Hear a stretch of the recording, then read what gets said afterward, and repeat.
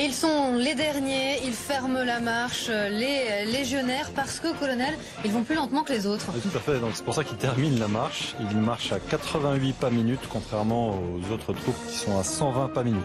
Voilà, c'est une cadence qui est héritée du rythme de déplacement des unités de l'Ancien Régime. On voit bien les bras qui balancent moins vite, avec la traditionnelle hache qui rappelle leur vocation à aller ouvrir des brèches, tout simplement. Voilà.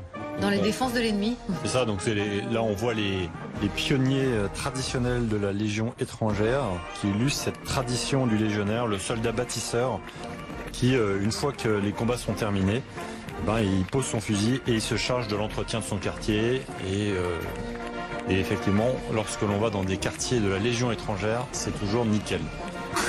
Il n'y a pas beaucoup d'armées qui ont un corps de Légion étrangère. On a été parmi les premiers à organiser cela. Et c'est vrai que ce corps, il est particulièrement touchant parce que quand on regarde l'histoire de l'Europe depuis le milieu du 19e siècle, on s'aperçoit qu'on a tous les pays en crise qui progressivement ont envoyé des légionnaires. Donc l'Allemagne en crise dans l'entre-deux-guerres nous a envoyé paradoxalement des légionnaires allemands.